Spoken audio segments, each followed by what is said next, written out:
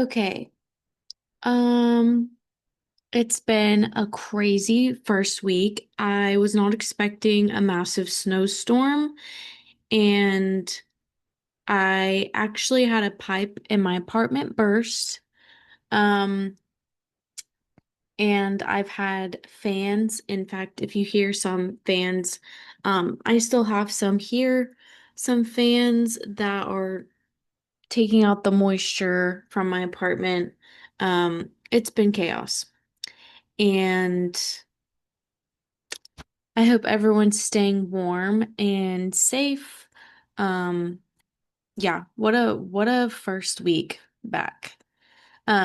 Anyways, so I apologize, you guys. I fully planned on having topic one lecture posted last week and was unable to do that. Again, being remote is so strange for me. So this is an adjustment for me, not having a designated class time. So I just want to apologize. You know, I have my next four lectures recorded.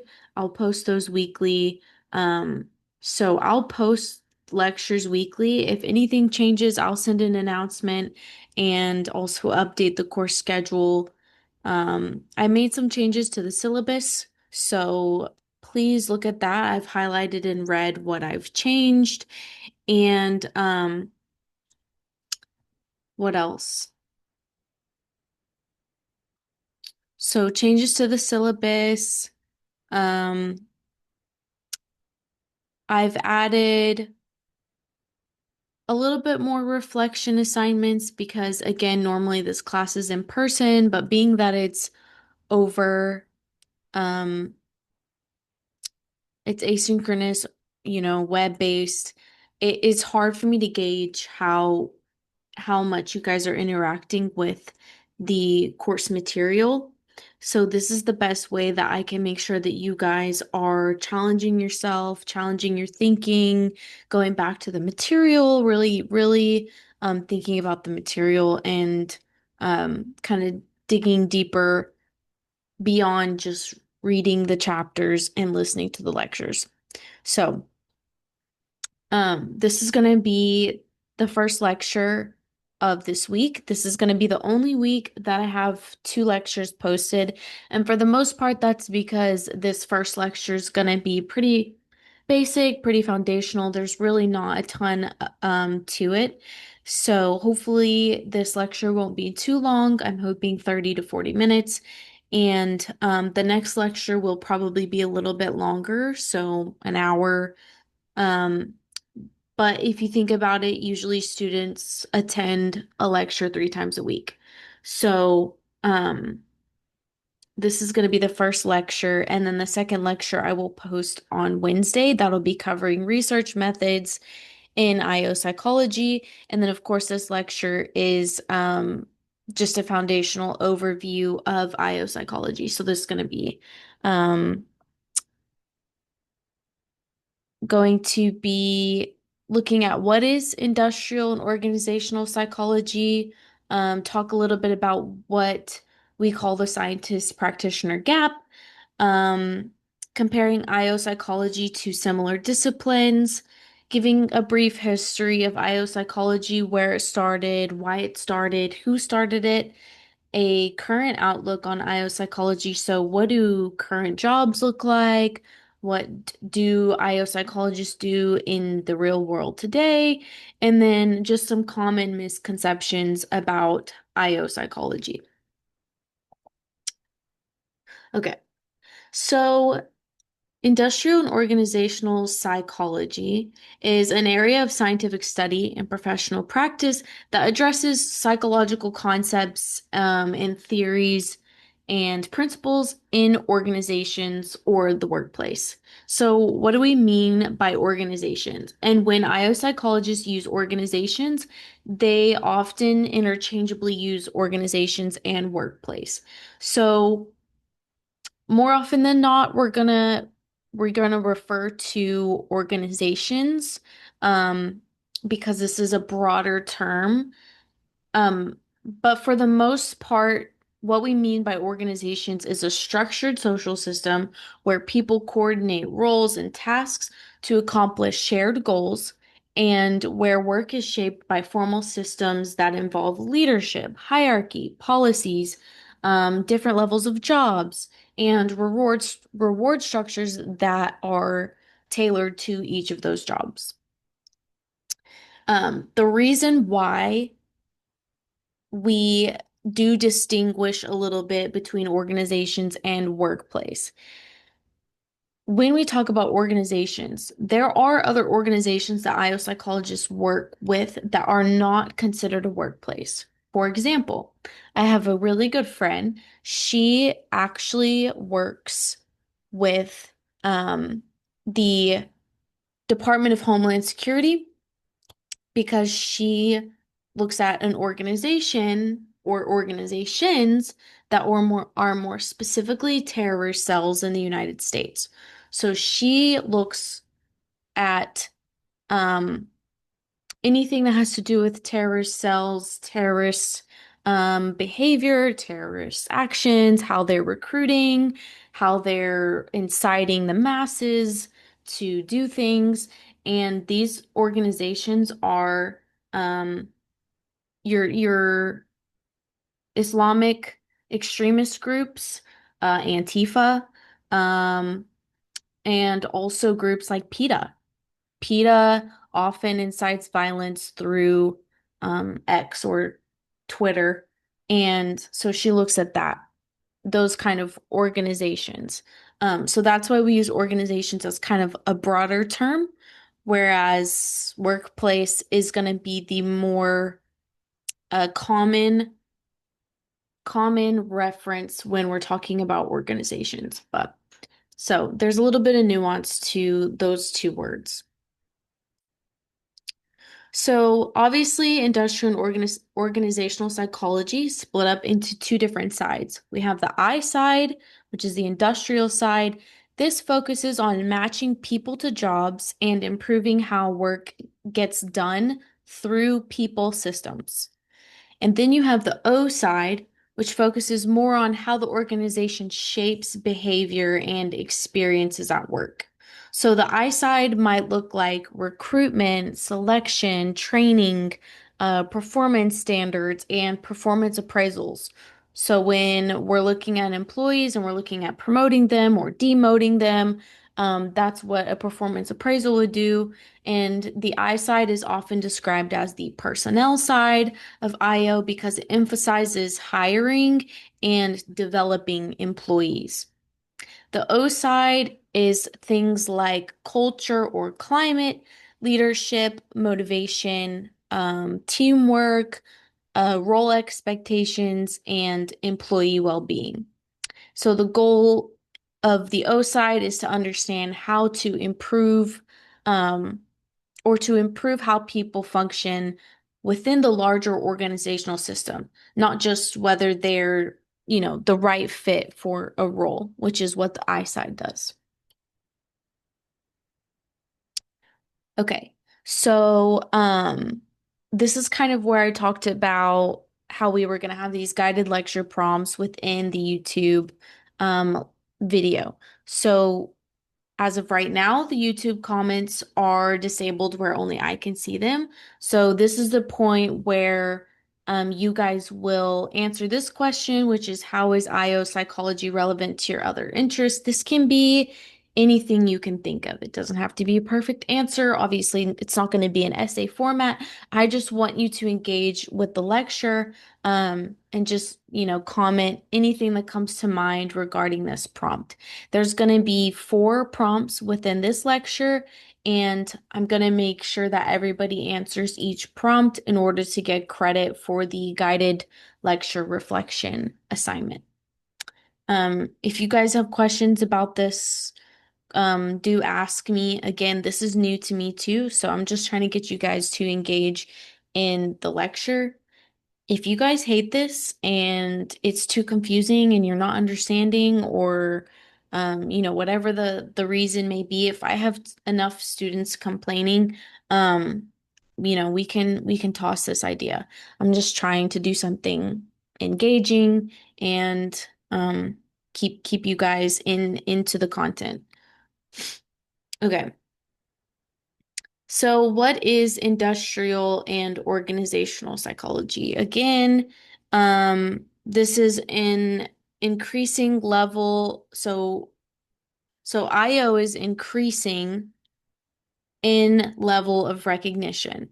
Um, Compared to the other divisions of psychology, IO is considered newer. So compared to clinical psychology, which has been around for 130 or so years, IO's only been around for about 80 years or so.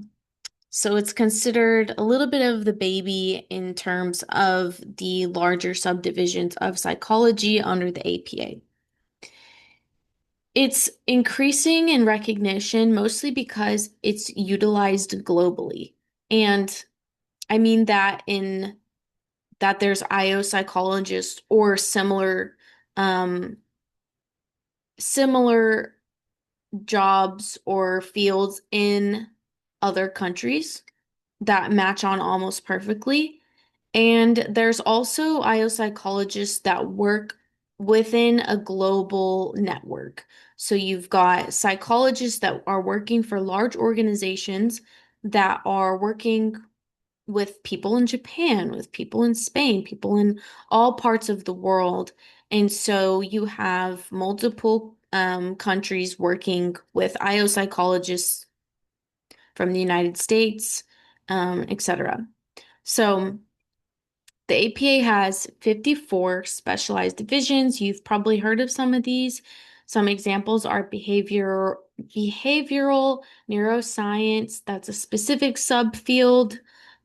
You've got developmental psychology, and then, of course, IO psychology. So those are just some examples. You can look up the 54 subdivisions if you're interested. But IO is the 14th division of the APA, and we call this the Society for Industrial and Organizational Psychology. So, in other words, PSYOP. The scientist practitioner gap is the persistent disconnect between what researchers or academics study and publish and what practitioners need, what they're looking for, what they trust, and then ultimately what they implement into organizations. So, IO psychologists are often used a lot more in practice or within organizations compared to other psychology fields. And they try to use science-backed evidence for the recommendations and changes that they implement into organizations, but of course, there's always room for improvement. Nobody has closed this scientist practitioner gap perfectly, um, but IO psychologists are in a unique position to make that gap a lot smaller. So, IO psychology is defined by deriving principles about individual, group, and organizational behavior and applying them to problems at work. IO psychologists work in organizations that often emphasize measurement, research design, evaluation, validating selection tools, evaluating training effectiveness, and diagnosing climate or culture issues. Some of the overlaps and distinctions with other fields are human resource management. So I have some students who are majors in human resource management. The reason why HRM overlaps with IO is because both do ultimately aim to improve the employee-employer relationship and overall organizational effectiveness. But you could think of IO as more of the scientists and HR as more of the executioners.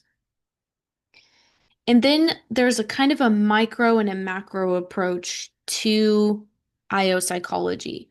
So the micro approach is more about what's happening within people and in their intermediate interactions at work, their thoughts, their feelings, their decisions, their behavior. And this focus is more specifically discussed in terms of personality, individual differences, motivation, attitude, stress, well-being. All of these we'll go over in more detail throughout the semester. And then a macro focus looks at bigger units and structures, so teams, groups, departments, and even the entire organization. Typical topics at the macro level are organizational culture, leadership systems, HR policies, pay systems, organizational change, and looking at how organizations as a whole perform and adapt. Okay, so the second guided prompt, again, this is just a chill response. I'm not going to be looking super closely at your responses. I really don't want you guys to get stressed about this. Um, so the second prompt is, what are current workplace challenges that you observe if you're working in a job, if you've had a job, if you have an internship, and if you've never had a job or you don't currently have a job, you can think about your family as an organizational unit, or think about organizations out in the world that maybe you've noticed a problem with or have observed a problem with. And then how could IO psychology address them? Could it address the culture? If you're having family issues, that's a culture issue. Is it a culture issue? Is it a climate issue? Is it a leadership issue? Um, in your own jobs, think about anything that maybe you would want to change or improve, or even anything that you would um, brag about or highlight as something good that your job has done. Okay. So, some brief history of IO psychology in the 1900s to 1916. This was when we have scientists considering real skills. What are the actual skills needed for people to perform their jobs well? So, William L. Bryan sought to improve worker performance and efficiency overall. At the time, this is when industrial jobs are probably make up the majority of jobs. So this is actual manual labor, line workers, um, product production. A lot of product production at this point in time is done completely by hand. You have workers in factories building with their hands, doing things with their hands. So this is what we mean by real skills. And this is the point in which scientists are wondering how they can improve this process overall. And then you have in 1917 through 1918, you have World War One, which is a major game changer for IO psychology. And this is what I think ultimately is the catalyst for IO psychology. You've got hundreds of thousands of soldiers that you all of a sudden are having to train.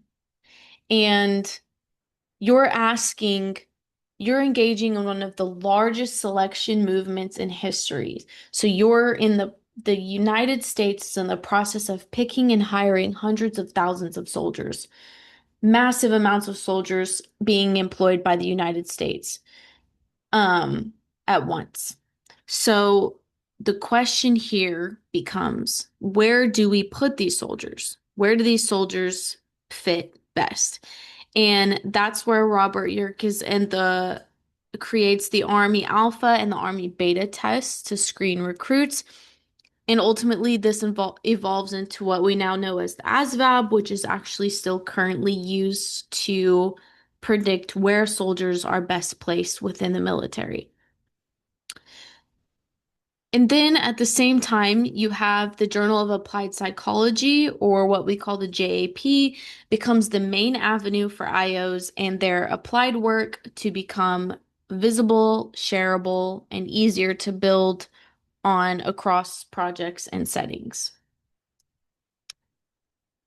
In 1919, you have research bureaus expanding, and organizations begin to treat psychological methods as a practical resource to be used in the real world and in organizations, not just as academic knowledge.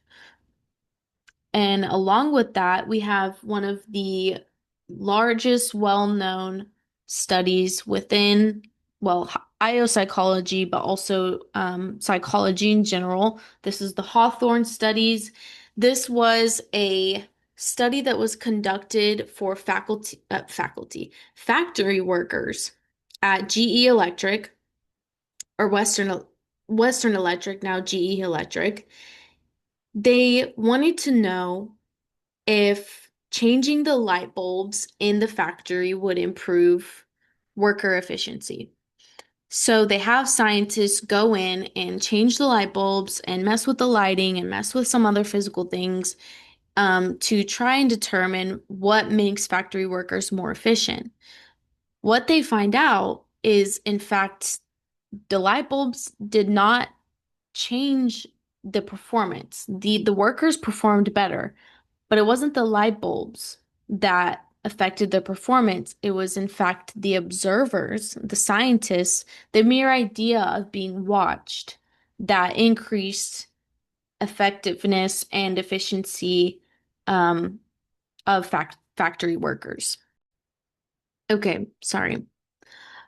So yeah, the Hawthorne studies were a huge turning point for IO psychology because it revealed that human behavior at work is complex.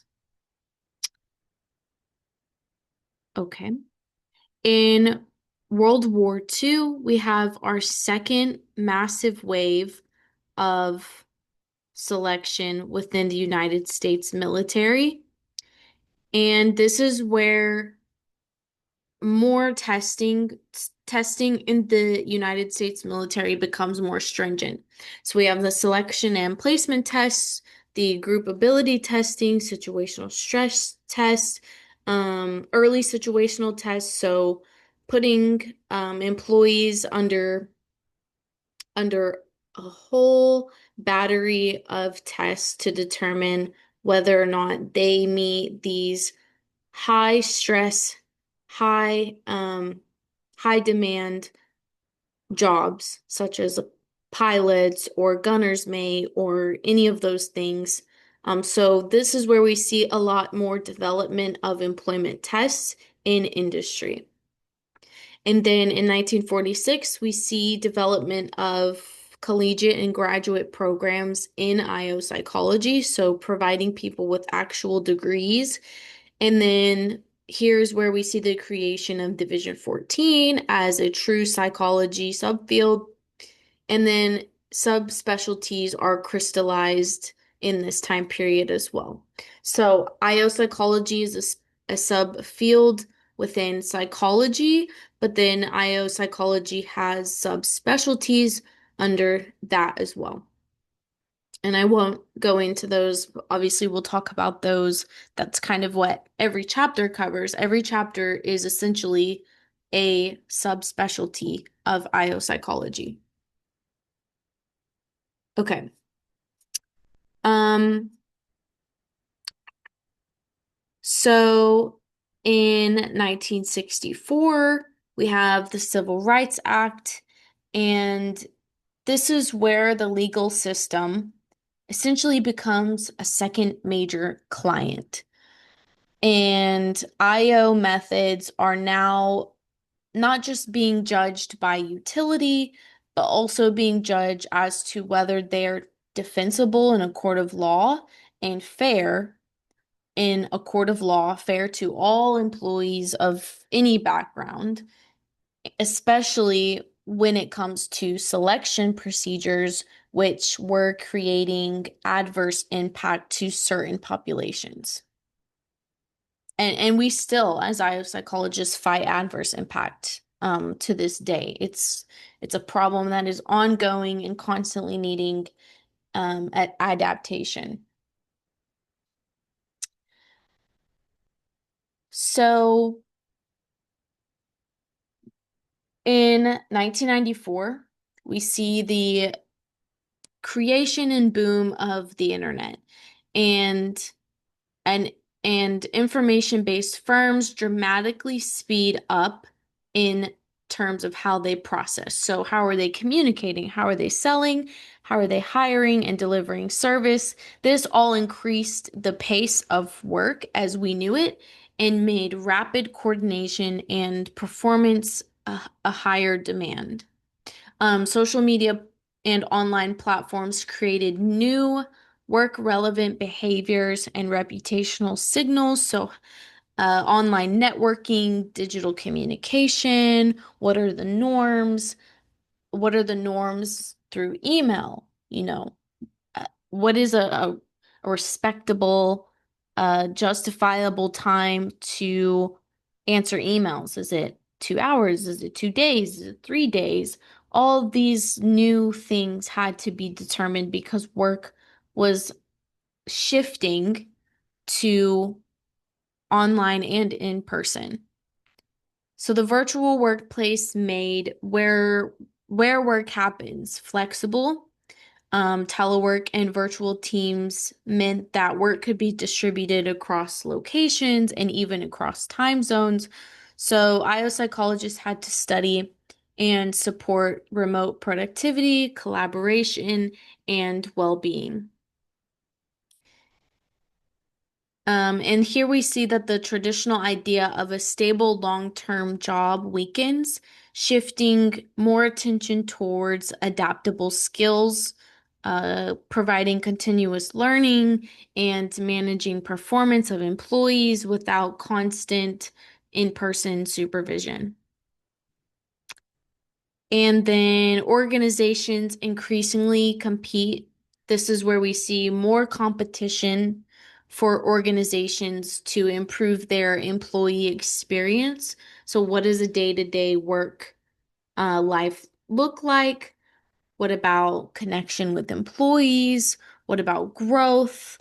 Um, are we giving our organizations giving employees opportunity to grow, opportunity to grow and therefore stay loyal? It was no longer just about the pay and the perks. In fact, the science says that pay is not the number one predictor of turnover and tension within organizations. You can mitigate a lot of not paying your employees enough by doing other things. And one of those things is increasing or improving the day-to-day work life of employees while they're at work. Okay. In the experience age, which is 2019 to present, this experience lens also fits a more social, connected workforce. So, more emphasis on relationships within the workplace, having meaningful interaction with each other, feeling a sense of belonging at the organization. This is where we see a little bit more of an intrinsic motivation, or we're putting more emphasis on intrinsic motivation for employees to perform better, to stay loyal, all of the things that organizations are looking for. They're going in with a focus of intrinsic motivation. So, meaningful interaction becomes an explicit design rather than a side effect of being in the same building. So, COVID-19 forced a rapid large-scale shift to remote and hybrid work. This made virtual collaboration and remote management a mainstream work design problem rather than what previously existed as a niche option, not often or readily available to most organizations.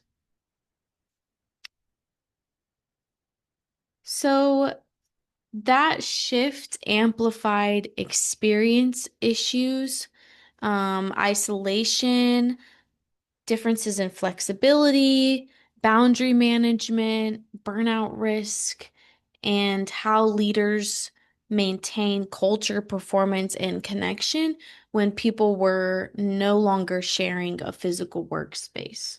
So, this is the current age that we're in at the moment and the kind of problems that IO psychologists are trying to tackle now.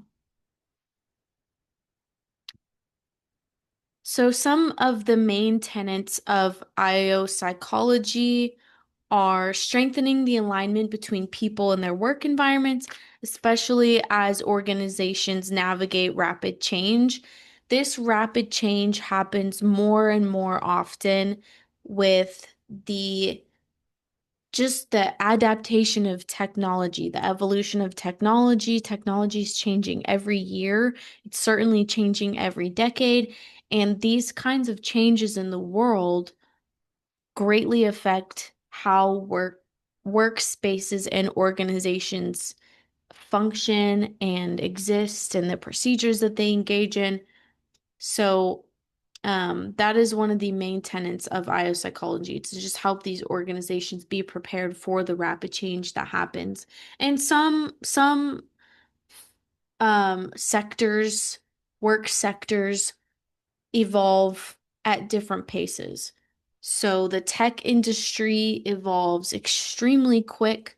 The turnaround for evolution is super, super quick. But other industries like factory industries, manual labor industries, those don't change as rapidly. So another tenet of IO psychology is to embrace IO as a growing discipline that is increasingly positioned to solve real workplace problems and create real meaningful impact within the workplace and outside of the workplace. It is true that employees take home work at times, even when they don't mean to, whether this comes out as emotion, or even physical symptoms, and vice versa. And then the use of IO psychology to measurably improve human welfare by advancing things like employee health, employee safety, and well-being through evidence-based workplace practices. So next we're going to talk a little bit about just the current outlook on IO psychology. So what does the field look like right now? And what are the current job prospects? What do the trends look like in IO right now? So, for market trends and growth projections, current employment looks like a median salary of about $109,000 annually. And fun fact, in Texas, the median salary is about 130,000. So Texas at the moment offers one of the highest average salaries for IO psychologists. And a lot of this has to do with the fact that the Dallas-Fort Worth Metroplex is a large hub for IO psychology jobs.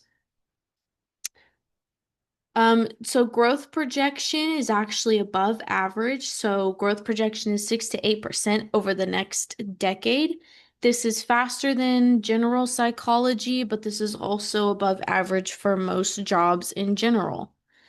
That's because this is a small but growing field, and we've talked about how the visibility for IO is increasing and all the reasons why that's happening. There's approximately 8,000 to 10,000 practicing IO psychologists in the US. That's not a large number.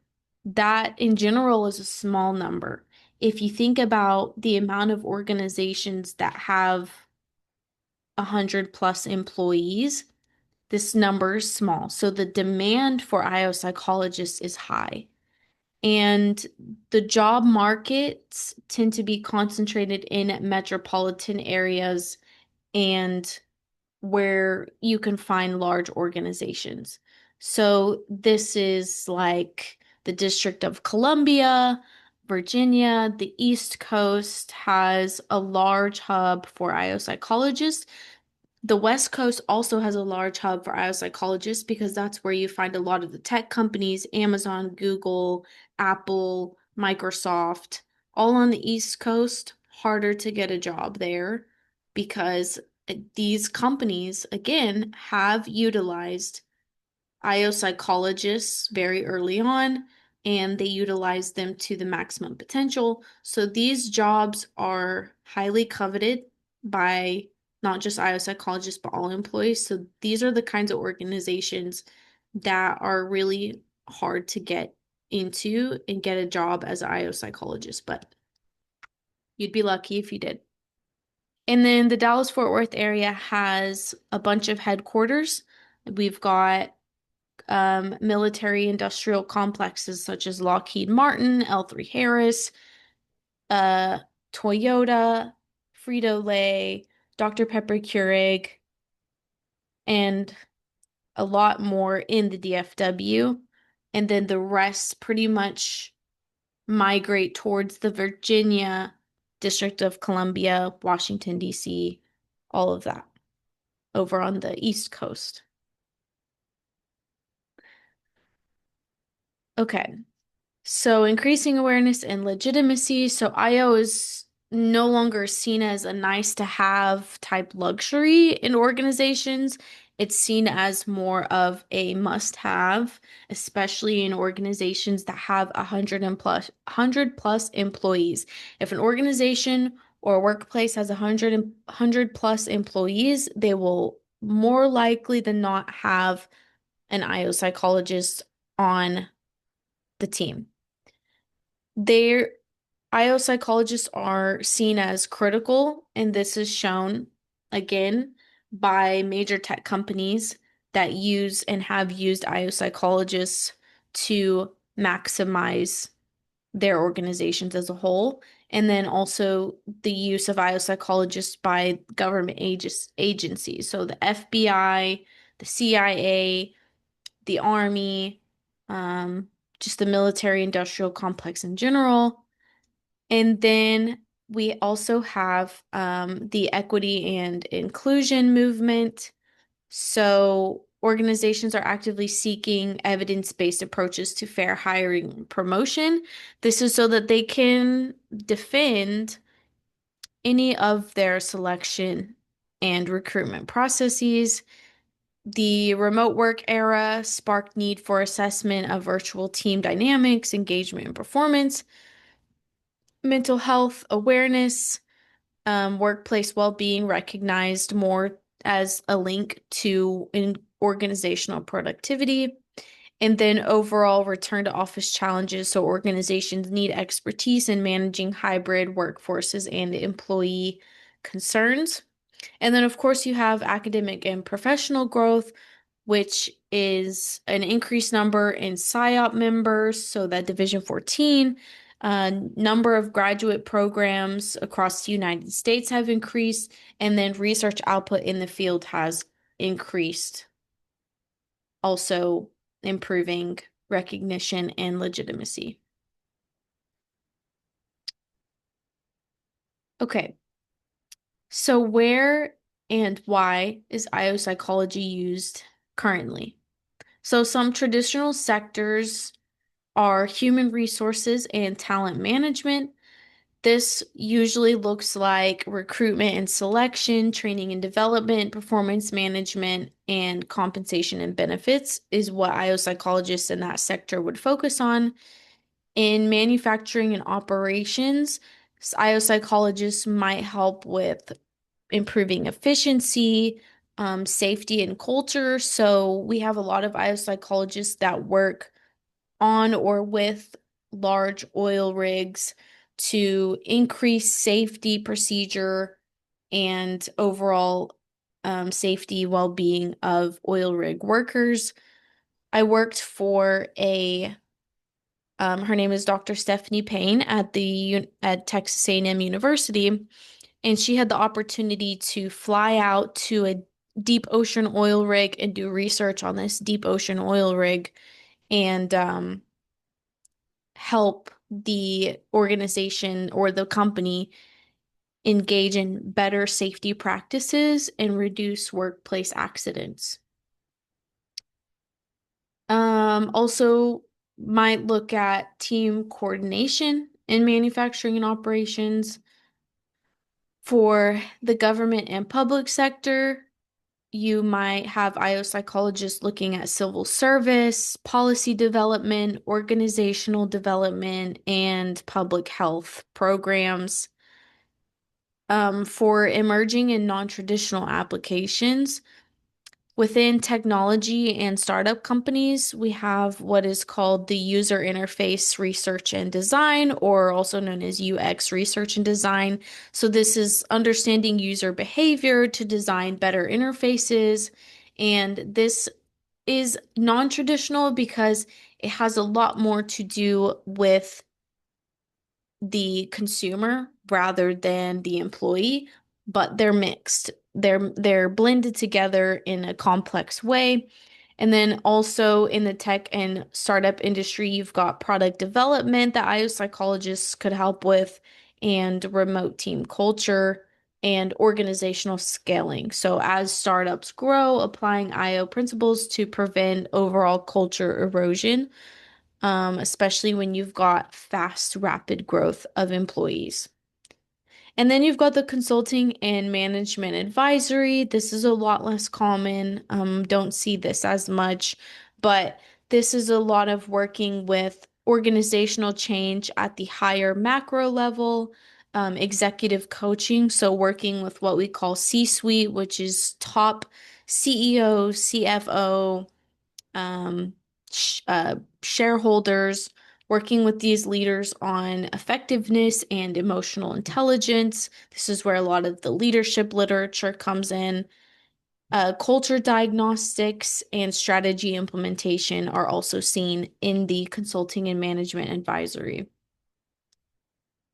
So, in government and policy, IO psychologists might use behavioral psychology and organizational principles to improve policy outcomes, workplace standards, so contributing to regulations, monitoring, and fair labor practices, recruitment, and designing processes to address diverse hiring goals and potential demographic challenges. And then you've got the healthcare organizations sector. A lot of this could look like team dynamics, so improving the physician nurse collaboration or surgeon and doctor collaboration, nurse and surgeon collaboration, to improve overall patient safety. Engage in burnout intervention, so designing organizational changes to reduce clinical burnout, which is very common in the healthcare sector. And also, IO psychologists might help with overall patient experience. So, understanding organizational factors that impact overall patient satisfaction and outcomes. And then within the legal and compliance sector, this might look like harassment prevention, discrimination testing, workplace rights, consulting on fair labor and practices and dispute resolutions. This is where unions come in. And then lastly, the education and institutional settings. This IO psychologist might be used to analyze student success, look at faculty workload and equity. That is personally where most of my research is conducted within faculty workload, looking at faculty workload at the universities, and trying to determine how to make faculty happy and efficient and effective.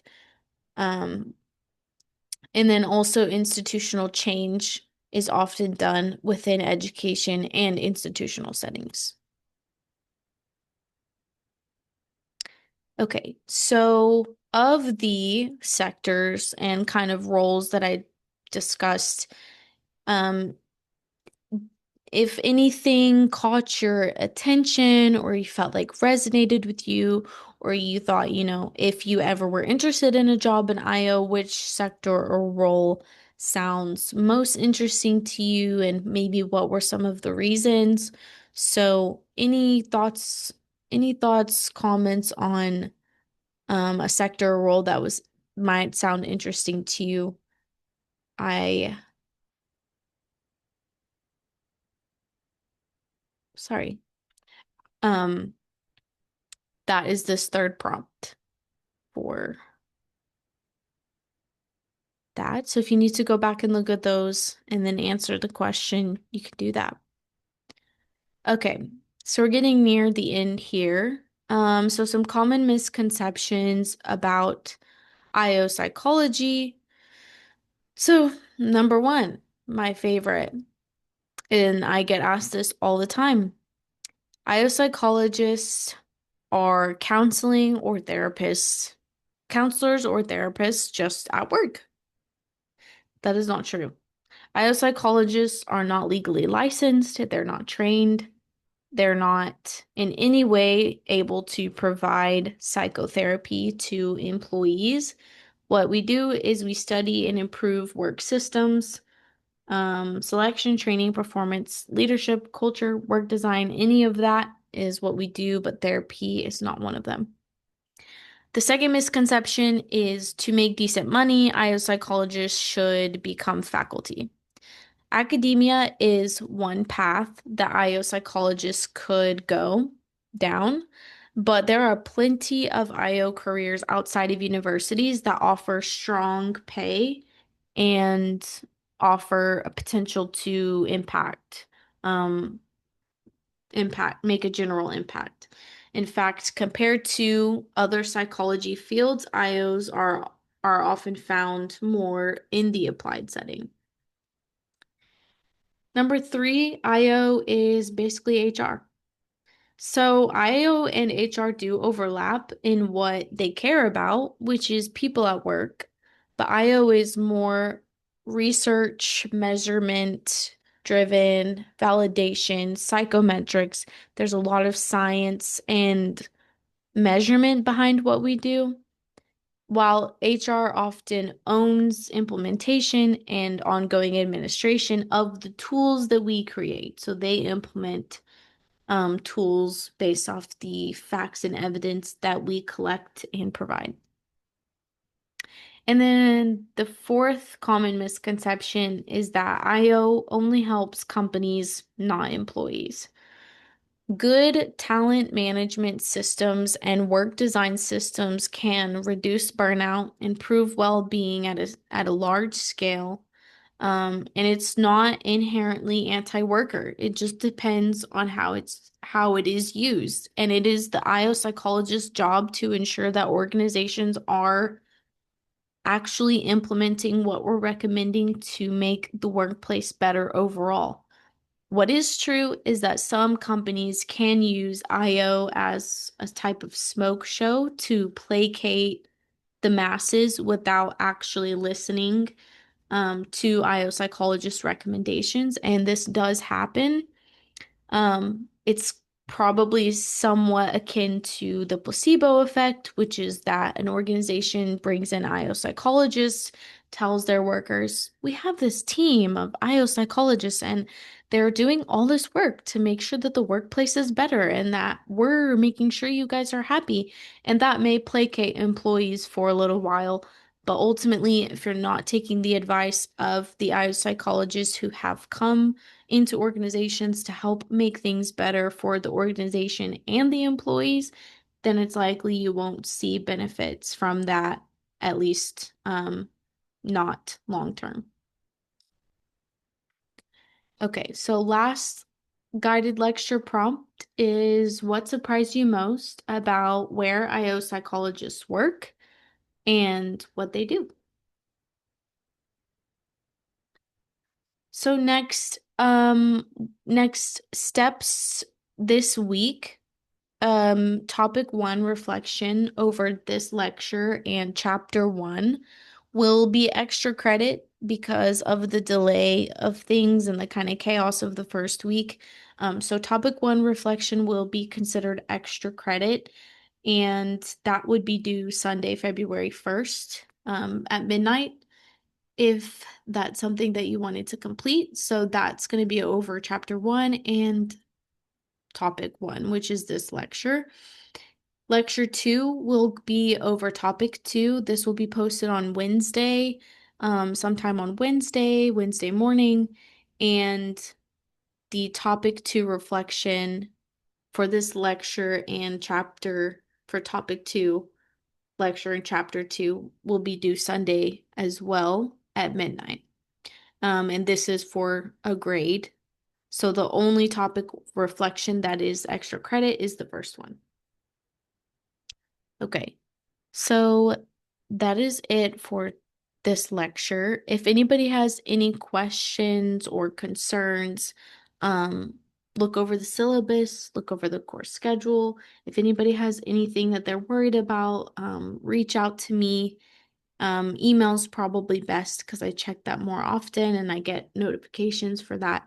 But otherwise, I hope everyone has a good week and do look forward to that lecture to on Wednesday.